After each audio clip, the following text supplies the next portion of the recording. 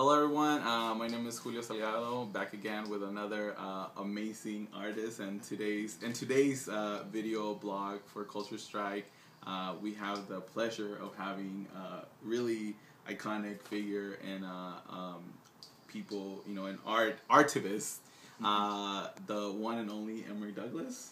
Thank you for being here today. My pleasure. In your studio. Right. Thanks for being here in your studio. Great. Yeah, we're really excited that you're part of the portfolio, the immigrant portfolio. Can you talk to us about how did you get involved with the portfolio?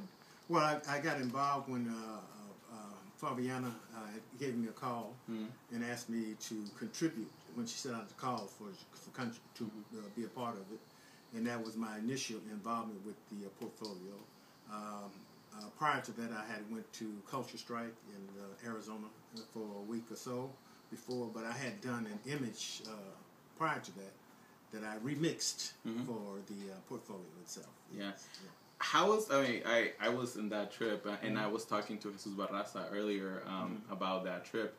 What was your reaction when you went to the, have you been to the border before in that area where you guys went to? No. The only time I ever been south of the border was when I was a youngster, going with some of my friends. We went to Mexico, to Tijuana, back in the day.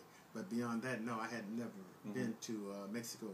But it's always for when you hear the stories and the trauma and all of the devastation, the human rights violations of individuals who just trying to make a better quality of life for themselves, and you go to see what they have to go through, you at first hand, you really impacts you in a way that no other way than you could get, either but by going or hearing from somebody who has been there directly themselves and been through that whole traumatic process.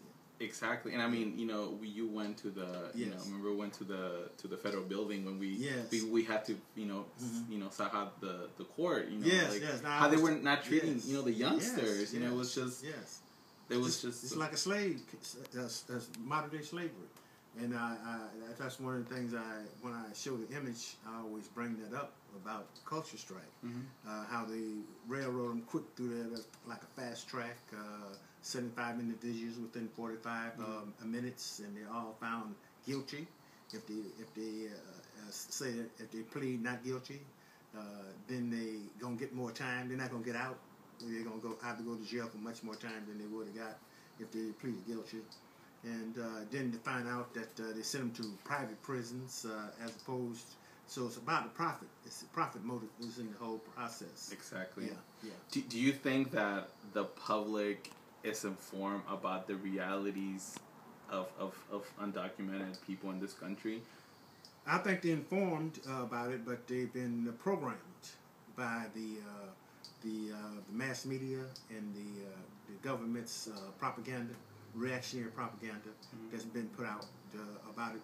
And so you have then you have those who reluctant sometimes to, outside of the young people more and more today, who are reluctant because of the fact that they feel don't have a secure situation, so they support it maybe quietly in some kinds of ways. But I think that it's coming to the point now where it's coming to the point where everybody has been enlightened around the issue.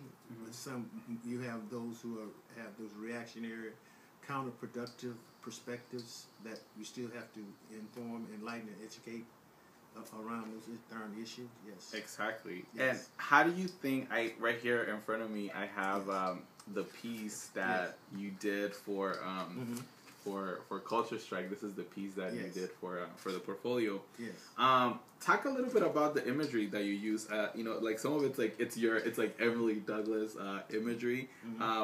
Why did you choose this imagery in particular? Well, when we talked about the pig as a low-natured beast that has no regard for law, that bites the hand that feeds it, you know what I mean? So that's why I used the pig image. It was a symbol of oppression and exploitation. And so that's why I wanted to use that pig image. But also referring to the fact of what this was really about, given I kept coming up with about toxic. It was very toxic. So toxic waste. is what I was trying to put in the human toxic in the context of what that whole Senate Bill 1070 is about, toxic waste, you know, and the whole bit. The whole Arizona, the government, the whole local judiciary process is very toxic. Yeah. And so that's just what I was trying to portray in that. But also I was trying to give an enlightening to those who were who are players, the reactionary players, in relationship to framing the whole immigration argument, who are anti-immigrants, who are framing an argument, and those who also carry out the actual tracking down of human beings. And so that's why I use the American Legislative Exchange Council, CCA, CCA, and all those, Julio. And then I wanted to show how it was racist, particularly people of color. So that's why you got the toxic coming out with the Nazi symbol on the thing, and you have the poison symbols on the cans and the images. Then you have the bin, the toxic bin, spilling over, because it's going into other areas of the country. Other states are beginning to carry on in the same way. Yeah. It's very important. You know, curious that you mentioned race. A lot of these folks who are carrying out these laws say it's not about race. It's about laws and you know who's legal and who's illegal. So it is about race. You think it is? Oh yeah, it's definitely about race. Well, they use words. Why do you think that they say it's not a racist? Is the thing? Because the fact that they have you have to appeal to a whole a group of people who may not reluctantly support them if it was a race issue, would not support them if it was outright like the South used to be.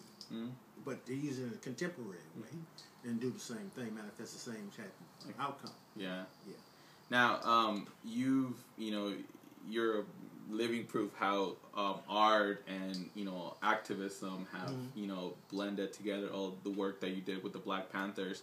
Why do you think it's important to make sure that we make art part of a part of any movement or activism?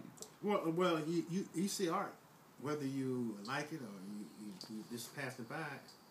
Every day of your life, every minute of your life, as you walk, you're seeing something visually. If you're not visually impaired, you're going to see something there that's of an art form, and subliminally it may psychologically play into your mindset or what have you. But it's the way that you communicate. It's a language where you can talk to people and give them a visual interpretation of a political issue that needs to have attention brought to it. So that's the importance of art in a social commentary sense, is to communicate a language, to speak to people through the art itself.